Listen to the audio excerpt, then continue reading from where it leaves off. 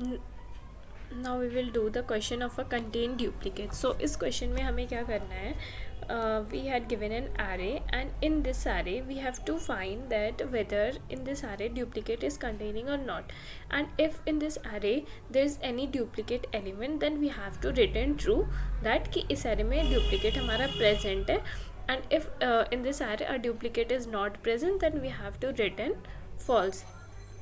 So let's take this example.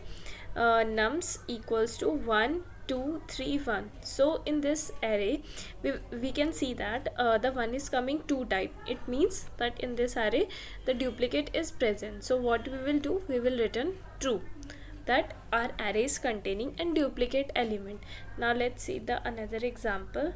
So in this example 1 is coming 1 times, 2 is coming 1 times, 3 is coming 1 times, and 4 is coming 1 time. So no duplicate is containing in this array. So what we will do, we will return false in this array. Now let's see how to solve this, and let's see the approach. So we had taken one variable new, and what we had used the property of set, as we know that in the set the duplicates elements are not allowed. So what we will do, we will pass this array in our set. What set will automatically, if there will be any duplicate elements, then it will not take duplicates element, and in our set all the unique elements will be present. So हमारे set में सारे के सारे unique elements होंगे, वो unique elements हमारे new में आ जाएंगे. And after that what we are going to do, we have taken one if loop, and what this if loop is going to do, if this if loop will do if like हमने जब length ले ली तो उस set की length हमारी decrease हो जाएगी अगर हमारा कोई भी डुप्लिकेट एलिमेंट्स अगर हमारा प्रेजेंट होगा. तो जब सेट के अंदर जाएगा तो वो डुप्लिकेट एलिमेंट रिमूव हो जाएगा, उसके बाद ही उस सेट के अंदर वो एलिमेंट इंसर्ट होगी. सो इस वजह से अगर हमारा कोई भी डुप्लिकेट एलिमेंट प्रेजेंट होगा हमारा इनिशियल एरे में, जो गिवन एरे है उसमें, तो अगर हम उसको सेट के अंदर डालेंगे तो उसकी वजह से वो एलिमेंट हमारा रिमूव होके सेट के अंदर जाएगा. सेट के अंदर मीन्स फॉर एग्जांपल हम ये ले लेते हैं 1 2 3 1. सो अगर हम इसको सेट के अंदर डालेंगे सारे को, और उसके बाद हम देखेंगे उस सेट को, तो उस सेट के अंदर हमारी सिर्फ ये वैल्यू जाएंगी 1 2 3. ये लास्ट वाला 1 हमारा जो है ये नहीं जाएगा क्योंकि सेट के अंदर सारी यूनिक एलिमेंट्स जाएंगी.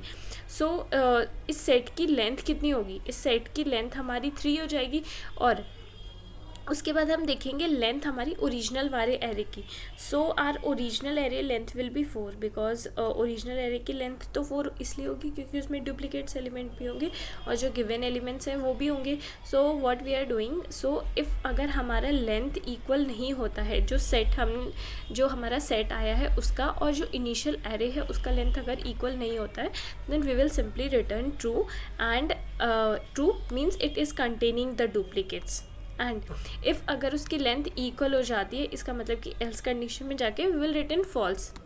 ओके, रिटर्निंग फॉल्स मीन्स कि उसके अंदर कोई भी डुप्लीकेट एलिमेंट नहीं है, और when we are returning true it means कि उसके अंदर डुप्लीकेट एलिमेंट प्रेजेंट है. Now let's run this code. So it is very simple question. Now let's submit.